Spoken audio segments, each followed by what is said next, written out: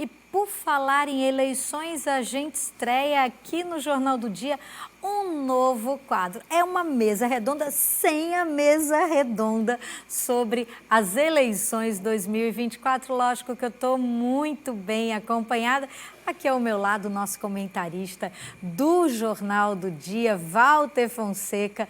Bruno Barreto já está aqui também. Olha, Bruno está aí direto de Mossoró. Tem a nossa jornalista de Assis Oliveira, né, que faz as coberturas políticas aqui da TV Ponta Negra, e o nosso convidado, professor, marqueteiro, publicitário, comentarista, Ricardo Rosado, também moçoroense. Gente, olha, realmente Mossoró está dominando o mundo, porque aqui, só aqui, tem 3, né? Bruno é moçoroense já juramentado, porque mora lá, então já está incluído na casta dos moçoroenses, né? Mas olha, muito obrigada, Walter, obrigada de Assis, Bruno, obrigada a você, professor Ricardo Rosado, de estar aqui com a gente. Esse é um novo quadro que a gente abre para falar sobre eleições. Toda sexta-feira, até o final das eleições, a gente vai estar sempre com um convidado aqui no Jornal do Dia e os nossos, né, parceiros, os nossos comentaristas e também de Assis Oliveira. E eu quero começar já jogando no ar o seguinte. Essa campanha, eu queria começar com o nosso convidado, Ricardo Rosado. Professor, assim, essa campanha, a sensação que a gente tem é que essa campanha está pegando mais, vamos assim dizer, se tornando mais caliente, sendo mais chacoalhada aqui em Natal, na internet, do que propriamente na TV. Na internet, da cintura para baixo é tudo canela. A sensação que dá é essa. O que você acha, Ricardo? Você acha que realmente a televisão, nesse momento, horário eleitoral, as peças mais picantes estão indo para as redes sociais? Eu acho que a rede social, primeiro agradecer o convite, né, de participar do programa. E eu acho que as redes sociais ganharam um espaço bem razoável no marketing. Mas eu também tinha essa sensação de que a campanha era pelas redes sociais. Eu li uma matéria hoje, acho que no Metrópolis, com a pesquisa do Ibope nacional, e que a televisão voltou a comandar e a ter mais influência na campanha política, ganhando inclusive para o jornalismo, ganhando para os reality shows, ganhando para novelas. Então, e ainda como o veículo de maior apelo popular, de maior acesso popular, o Ibope constatou que a influência da televisão voltou a ser muito forte, e a tendência agora, na medida que você vai retornando na reta final da campanha, tende a crescer. É claro que os formatos são diferentes, as redes sociais permitem uma flexibilidade maior, o programa de televisão dá muito mais trabalho de fazer, é melhor pensado. É mais caro também, né? E a publicidade, a propaganda e o marketing conseguem fazer isso muito bem nas redes sociais e melhor ainda na televisão. Então, para arriscar assim, para começar a conversa, eu acho que a televisão voltou a ter influência, voltou a ganhar o espaço dela e voltou a ficar no lugar que era reservado ao veículo de maior apelo popular do país. Eu quero aproveitar, perguntar a você, aqui, gente, cada um pode falar quando quiser, viu, Bruno?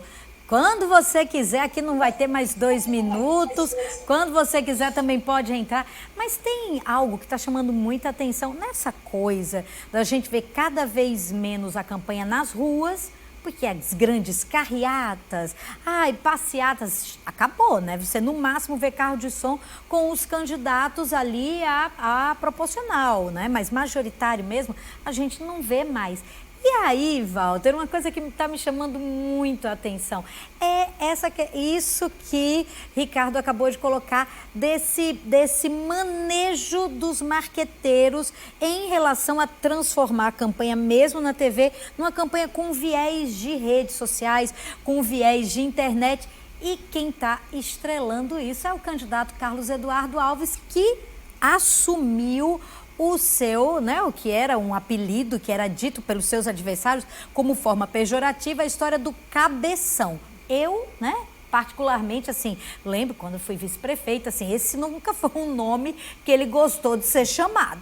Mas agora existe a questão do cabeção. E aí, vale tudo nessa guerra pelo voto do mais jovem, pelo voto daqueles que ainda não conhecem o histórico de cada candidato?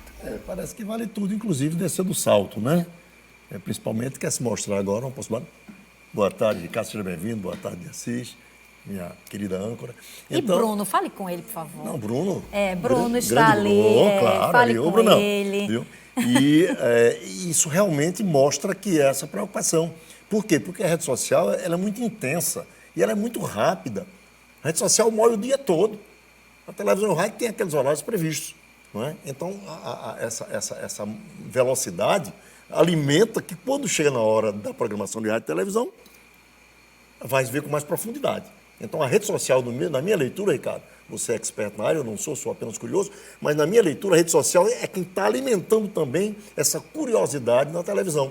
E os marqueteiros estão honrando isso. Em vez de colocar aquele candidato, né, alistato, falando muito de programas e tal, não. Está dando mais o viés de rede social. E você acha que combina, por exemplo, o candidato Carlos Eduardo combina com esse apelido do Cabeção? Soa normal ou não? Veja bem, se for olhar do aspecto de visualização, sim. Agora, do aspecto visualização, sim. Ele, inclusive, ele usa isso na peça, eu estava ouvindo hoje no rádio, dizendo que cabeça grande, na ideia dele, é a ideia de cérebro bom, competente.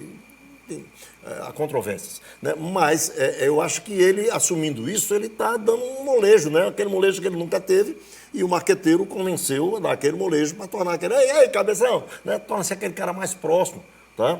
Porque o programa de Paulinho está muito bom.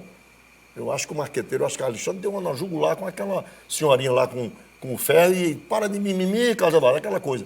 Natália também. E Carlos Eduardo começou naquela história de, sabe, eu sou Carlos Eduardo, como depois de 3 vezes prefeito, precisasse ainda se apresentar. A família de Carlos Eduardo é assim, assim, assim. Entenda. E o marketing agora tem que transformar o limão em limonada. Quer dizer, fazer não só o cabeção, mostrar o que o cabeção fez. O prefeito 3 vezes. É preciso mostrar o que fez. O que é que foi produzido nas suas 3 gestões. Eu acho que hoje é o grande desafio, né, para que continue essa questão aí dos programas. Bruno, eu quero falar com você agora o seguinte. Lógico, né, Carlos Eduardo continua à frente nessas pesquisas aqui que passam aqui em Natal e lógico que o foco acaba sendo muito maior para ele, da mesma forma como em São Paulo, o foco maior é em Ricardo Nunes. É isso que acontece normalmente.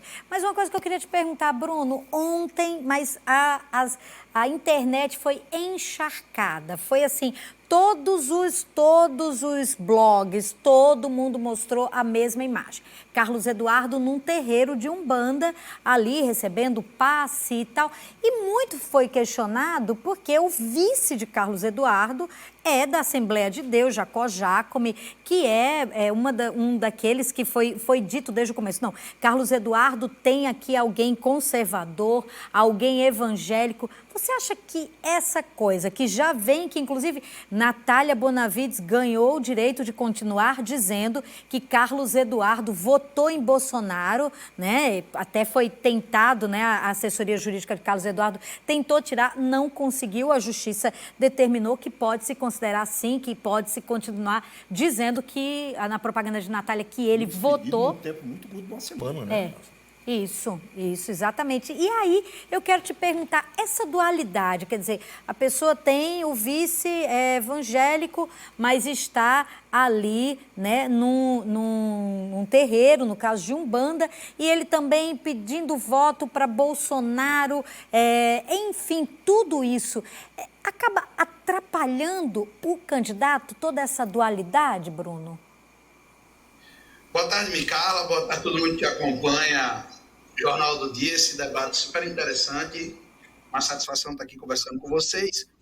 Micala, primeiro eu queria só complementar o que já foi dito a respeito de redes sociais. Aqui em Mossoró, nem parece que está tendo campanha. Se a gente não circula pela avenida e vê aqueles fly banners dos candidatos, aí a gente lembra. Até porque, como eu moro aqui no Nova Betânia, então a campanha não passa muito por aqui.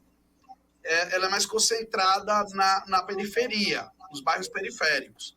Mas é interessante observar em relação a essa questão das redes sociais, é que o horário eleitoral mudou o cenário. Mudou aí em Natal, por exemplo. Paulinho melhorou, diminuiu, o Carlos Eduardo deu uma queda, a própria Natália também melhorou. E depois do horário eleitoral, o Marçal caiu lá em São Paulo. Né? As pesquisas que saíram ontem mostrou queda dele. Então tem toda uma série de coincidências aí que o horário eleitoral não pode ser subestimado. Com essa questão religiosa, Micaela, primeiro é lamentável a gente ter essa oposição entre as religiões afro-brasileiras e a religião evangélica. Tudo isso aí denota um certo preconceito racial envolvido com religião. Então, tem todo um preconceito aí, toda uma discriminação com as religiões afro-brasileiras, e eu fico muito à vontade, Natália, Micaela, porque eu sou ateu, eu não tenho religião. Então, eu fico muito à vontade para falar sobre isso, porque eu vejo do ponto de vista da liberdade religiosa. Eu acho que nada deveria impedir Carlos Eduardo de ter um vice evangélico e visitar um terreiro. Então, eu acho que isso aí deveria, na verdade, numa situação de normalidade, de respeito às diferenças, isso deveria contar a favor e não ser objeto de crítica. Né? Então, eu acho um pouco lamentável que isso aí seja um tema na campanha. Acho que se o candidato visita padre, pastor, ele pode muito bem visitar um pai de santo, uma pessoa que preside um centro espírita, não sei se o cargo é esse, uma pessoa que está à frente de um centro espírita. Eu acho que a gente tem que conviver bem, pacificamente, com todas as religiões, e as religiões afro-brasileiras, elas não são o que dizem que é a respeito delas, são uma religião como qualquer outra. Então, tem os rituais dela, que são diferentes dos rituais das igrejas cristãs. Mas, inclusive, há um sincretismo religioso das religiões afro-brasileiras que orixás, que são equivalentes a santos católicos. Então, tem todo um sincretismo religioso. Eu quero aproveitar isso que Bruno está falando, porque o nosso tempo está esgotadíssimo, mas a gente vai continuar falando sobre... Eu quero, inclusive, saber o que é que os nossos outros participantes acham a respeito disso. Existe realmente esse preconceito ou o Carlos Eduardo, na hora que trouxe um vice evangélico, meio que demarcou uma posição que se esperava e não está acontecendo? Bruno, peraí que a gente vai agora para o nosso YouTube. Eu espero você lá no nosso YouTube da TV Ponta Negra. O QR Code já está na tela. Aponta aí o seu celular. Eu te vejo. Nós te vemos agora, a partir de agora, no YouTube da TV Ponta Negra, com mais discussão sobre... isso aqui eu tenho certeza que ainda vai ferver muito. Vai ferver muito. Ainda tem muito fogo aqui, porque tem Bruno Barreto e Walter Fonseca. Então, a gente ainda tem muito que debater aqui hoje. Ricardo de Assis, te espero no nosso YouTube da TV Ponta Negra.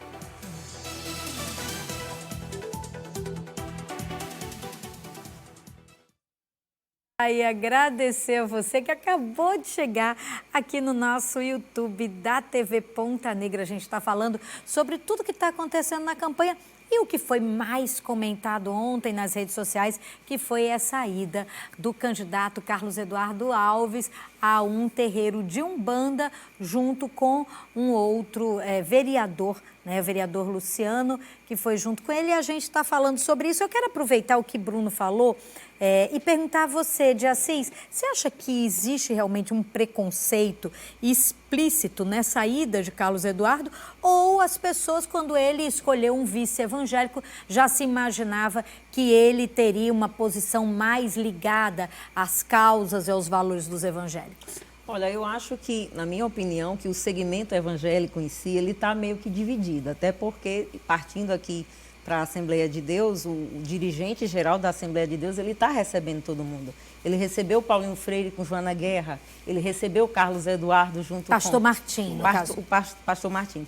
Recebeu o Carlos Eduardo junto com o Jacó, que é do segmento evangélico. E Natal, por ser considerada aí uma cidade bastante conservadora, né? Acredito eu que esses votos sim serão divididos por conta dessa ida dele. né? Na minha opinião, eu acho que até em função de toda a polarização, a gente sabe disso, que existe no Brasil e no mundo e que envolve também as questões evangélicas, eu acredito que isso pode sim prejudicar muito ele. A gente, aí, bem rapidinho, falando sobre a questão das campanhas nas redes sociais, eu participei ativamente de campanhas aqui em Natal desde 2014. Eu confesso que eu esperava um boom muito grande de recebimento de mensagens e santinhos, e isso não está acontecendo. Eu vejo, inclusive, no próprio Instagram, nos grupos de WhatsApp, a gente vê uma movimentação muito baixa em relação a isso. E que bom saber que a televisão, a gente que trabalha em televisão, que bom saber que a televisão está aí à frente, né, com relação à audiência, em relação a essa questão da propaganda eleitoral. Mas, respondendo a sua pergunta, eu acredito que isso pode sim interferir e muito. E em relação a esse novo modelo, Carlos Eduardo de ser, eu particularmente por conhecer ele, eu acredito que não vai pegar muito não, porque na minha opinião, ele não tem muita empatia com o público, com as pessoas. E quem conhece ele de fato, eu particularmente acredito que isso não vai colar. E aí, hein, Ricardo, você que foi tantas vezes marqueteiro, você que é um jornalista muito especializado nessa questão política, o que você acha disso que a gente acabou de falar, inclusive entrando nesse ponto que foi tão, mas tão comentado. Todos os lugares que ontem eu ia, as pessoas diziam, você viu? E em seguida já perguntavam, você viu as imagens? Você acha que essa imagem que foi tão difundida, para de Assis ela vê que existe problema, para Bruno ele vê que não, isso não passa de uma questão de preconceito religioso. E você, o que você acha? Olha, eu acho que a pior coisa que um candidato pode fazer é escolher o tipo de eleitor. Ele está candidato para receber voto de qualquer segmento social. Ele não pode se isolar, eu só quero voto disso ou daquilo. Eu vejo com muita naturalidade, com muita tranquilidade. Se eu tivesse uma campanha, eu também orientaria, vá no terreiro, vá no culto, vá na igreja, vá não sei aonde, porque não dá para ser candidato e optar por um segmento, ou seja religioso, ou seja ideológico, ou seja, você se isola. Então, do ponto de vista de quem é candidato, eu não vejo nenhum problema dele ser, o fato do vice dele ser um evangélico, ou podia ser um pai de santo. Eu, sinceramente, do ponto de vista eleitoral, eu não vejo nenhum tipo de prejuízo, salvo pontualmente alguma crítica que possa sofrer. Mas você precisa chegar no final da eleição com a maioria dos eleitores do seu lado. Então, eu não faria distinção de que o eleitor, que eu vou ter o voto de católico ou evangélico, eu não faria. Eu acho que é salutar até que o candidato procure todos os segmentos. Afinal de contas, se a pessoa ganhar a eleição, vai governar para todos eles. Então, eu não vejo nem do ponto de vista eleitoral e nem saudável para depois se ganhar a eleição. E não, eu não procurei o voto do evangélico, eu não procurei o voto. Eu vejo com muita naturalidade. Nós estamos no processo eleitoral. Ganha quem tiver mais voto. Walter, a questão do que a gente falando, né, o que o Ricardo, pegando esse gancho de Ricardo, quando ele diz, olha, candidato tem que ir atrás de voto, não tem isso, não tem aquilo. Mas um Brasil polarizado, um Brasil que se divide hoje cada vez mais entre direita e esquerda, entre conservadores e progressistas. Como é que você vê essa campanha? Natália tem batido muito no ponto de que ela é a candidata de Lula e que nenhum outro pode se autodenominar candidato de Lula. Paulinho tem se colocado, eu sou candidato de Bolsonaro. Tanto Rafael, né? Rafael não se posicionou a respeito disso, mas principalmente o candidato que está à frente das pesquisas também ainda não teve uma posição. Você acha que tem espaço hoje, nesse embate para essas eleições, tem espaço para se dizer eu sou de direita, eu sou de esquerda, ou está mais para isso que Ricardo acaba de dizer, tem que se buscar voto onde ele estiver? Eu tenho dito no comentário, está valendo tudo, né? E eu que sou muito do contraponto, mas eu quero parcialmente concordar com o Bruno, parcialmente concordar com o Ricardo e com o de Assis. Por quê? Eu acredito que existe sim a questão do preconceito, um preconceito racial que implica, né, na questão religiosa dos ritos afro-brasileiros.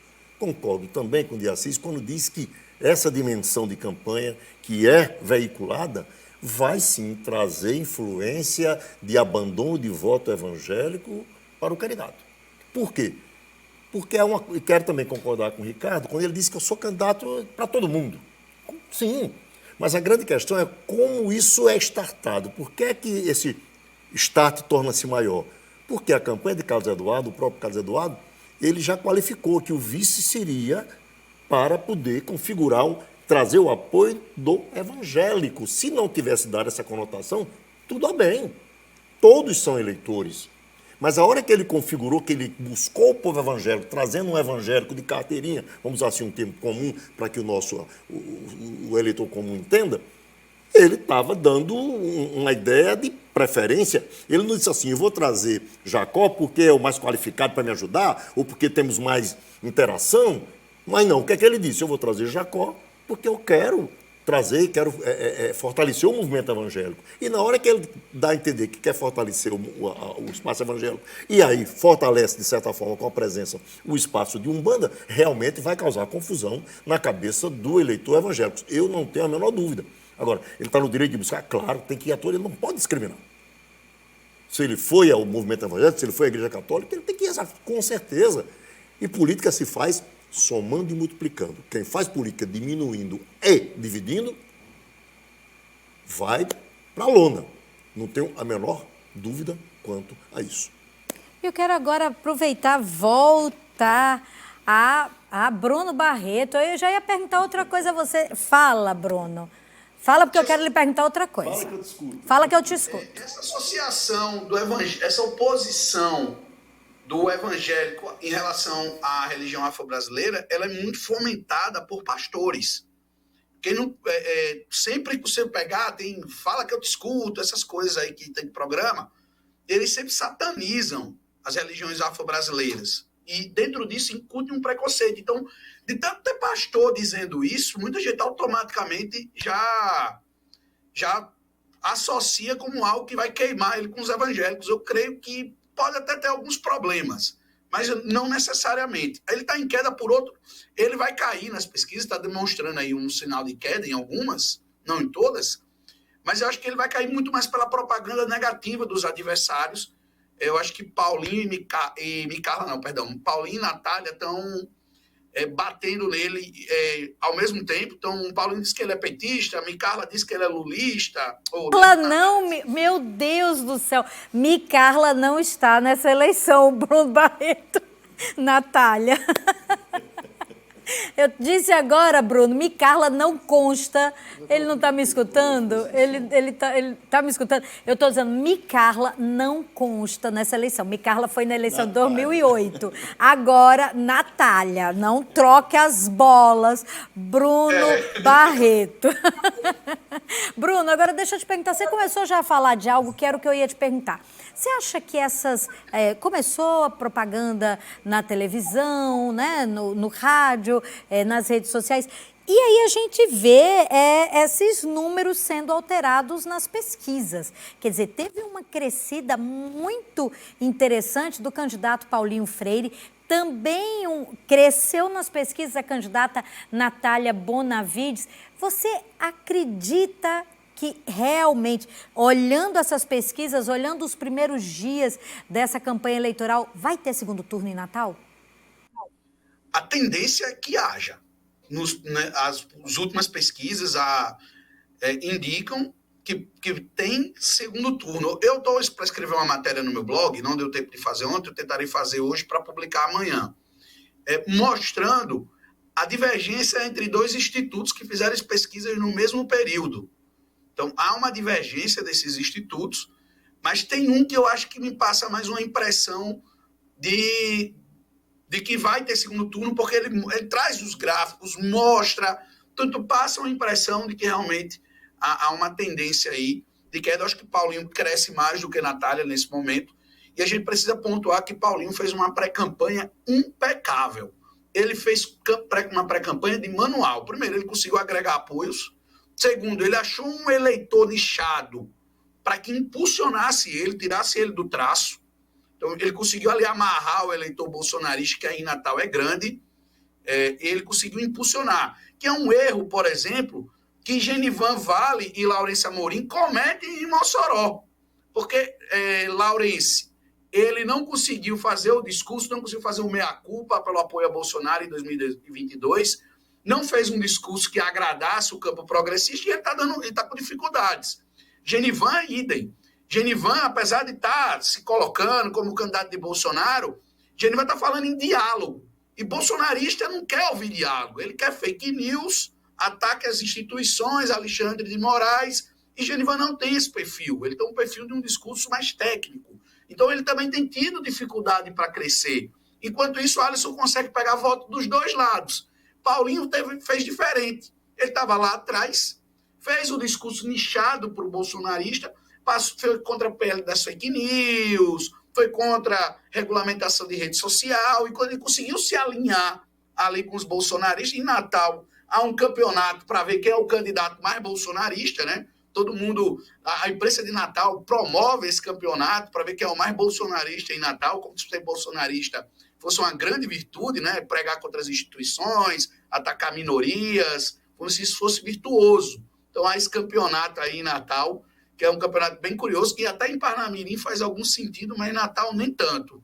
Mas, enfim, Paulinho conseguiu nichar ali e conseguiu um impulso necessário. Mas quando chegar no segundo turno, Paulinho vai precisar do voto do eleitor mais moderado, que eu acho que aí ele teria dificuldades contra Carlos Eduardo, nesse aspecto. Do mesmo jeito, Natália, né? Ela tem tentado afastar o eleitor de Lula de Carlos Eduardo. As pesquisas mostram que boa parte do eleitorado de Lula aí em Natal está votando em Carlos Eduardo e não nela. Ela está tentando afastar para atrair.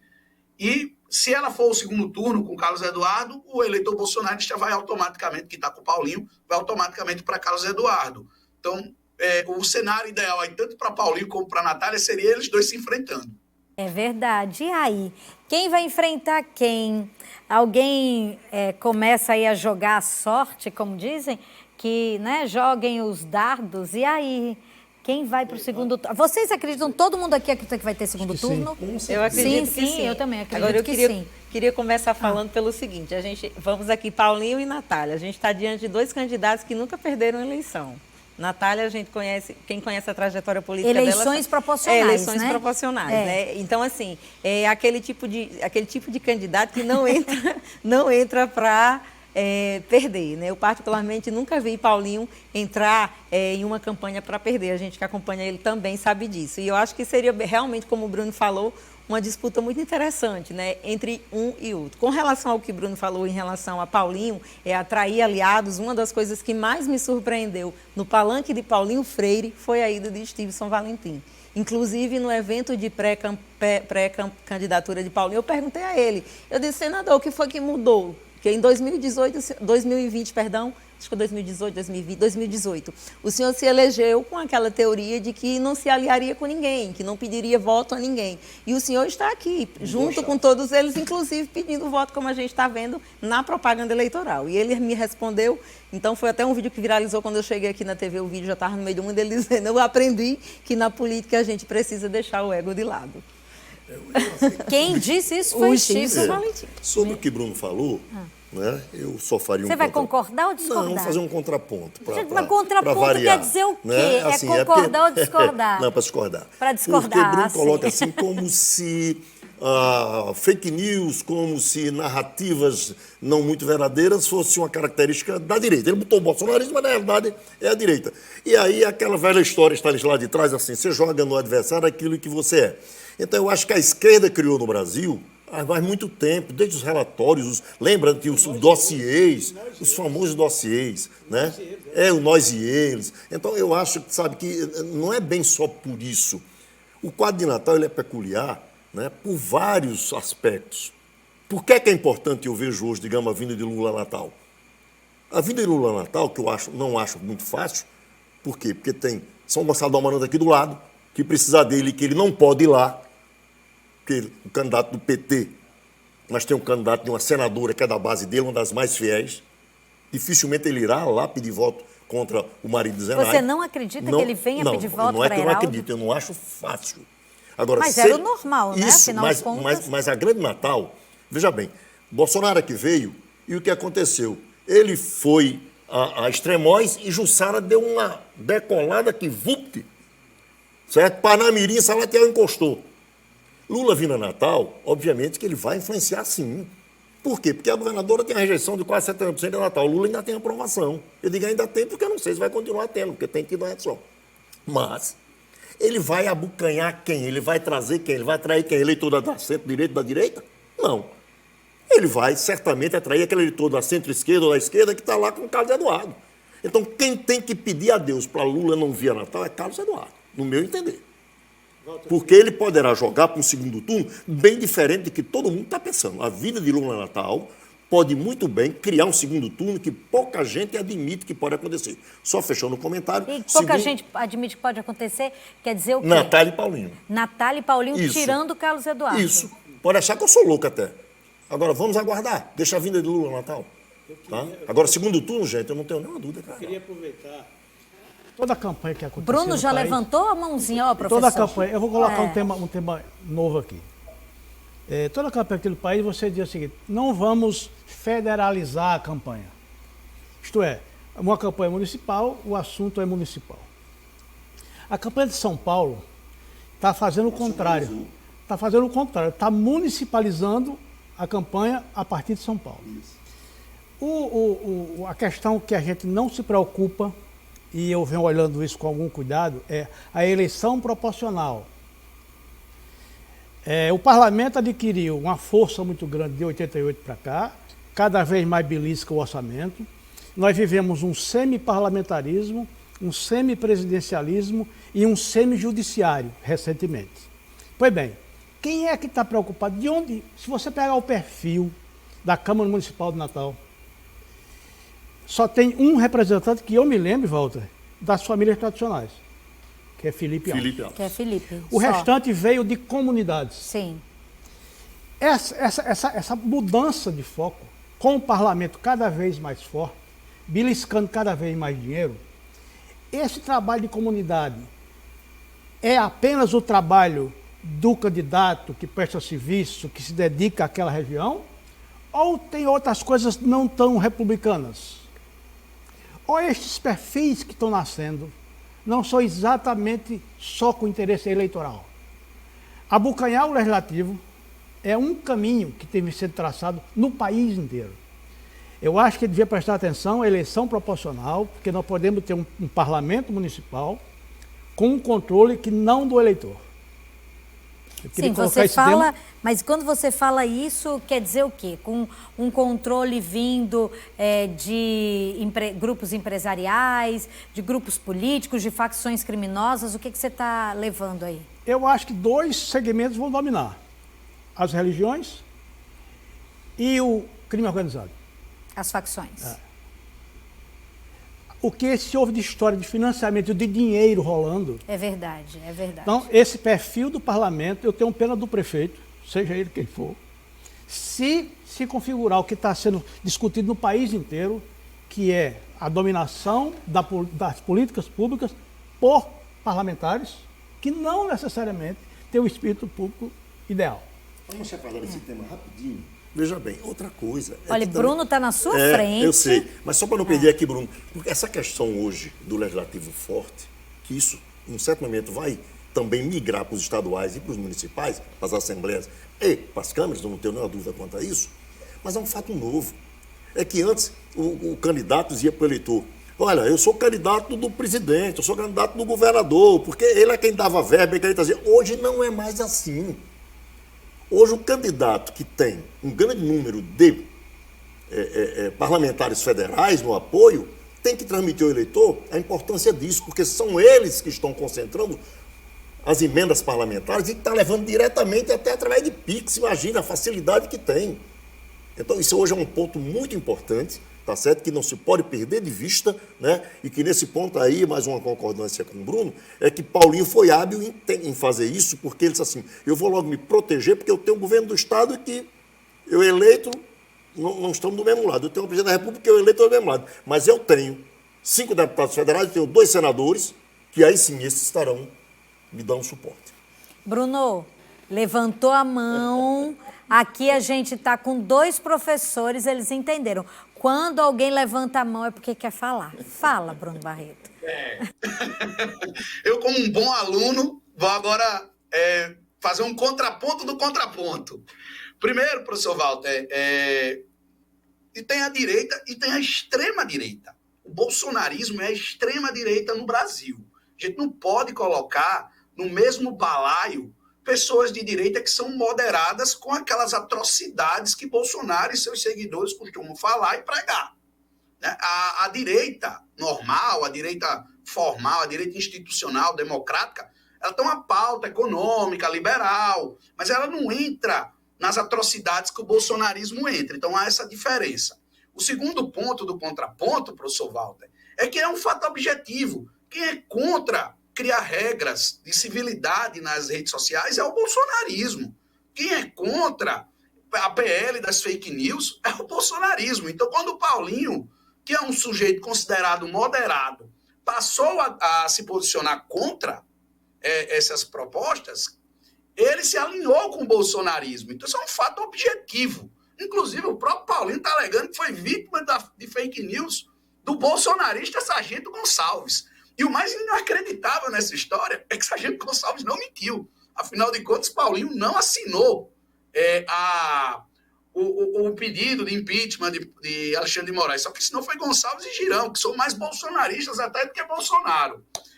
Sobre essa questão aí que Ricardo Rosado falou, da entrada do dinheiro das igrejas e das facções, que são dinheiros não contabilizados, né, dinheiro para Caixa 2, isso é fruto de um erro da opinião pública brasileira que induziu o Congresso a acabar com o financiamento privado de campanhas. Eu confesso que, na época, eu fui muito entusiasta da ideia do financiamento público. Eu achava que ia ser mais justo. O problema é que, em vez do empresário financiando agora, entrou esses outros fatores. E a política brasileira piorou. Olha, a gente já estourou todo o tempo, mas que bom, né? É tão bom a gente conversar, porque as pessoas muitas vezes não existe mais esse tipo de local, de debate, até para que você que está em casa possa entender melhor esses meandros da política, e por isso eu fiz questão de trazer só gente, assim, top mesmo, para estar aqui nesse nosso bate-papo, nessa nossa mesa redonda sem mesa, uma mesa redonda sobre as eleições 2024. Walter, muito obrigada pela sua participação. Bruno, obrigada aí de Mossoró, obrigada pela sua participação. Assis Oliveira, também obrigada pela sua participação. E nosso querido professor Ricardo Rosado, que deixou, como disse, muito bem disse, aqui Walter Fonseca, o califado de Búzios, de Tabatinga, melhor dizendo, não confunda os califados. Eu vou daqui a pouco. O califado de Tabatinga para estar aqui com a gente. Ele disse só sair de casa porque foi um convite aqui da TV Ponta Negra, um convite seu, Micarla. Obrigada, professor. Obrigado pelo convite. Obrigada. Pode chamar outras vezes que eu venho. Ai, que coisa boa, já está intimadíssimo. E a gente vai ficando por aqui. Semana que vem tem mais discussão sobre as eleições 2024. A gente fica por aqui. Outras informações no Tá Na Hora RN com a Nalisson Miquel, 6h30. A você uma ótima tarde. Amanhã tem meio-dia, sem filtro, com Micarla entrevistando Bruno Giovanni. O BG tá imperdível, gente. Meio-dia aqui na TV Ponta Negra. Até segunda. Deus te abençoe. Gente, muito bom.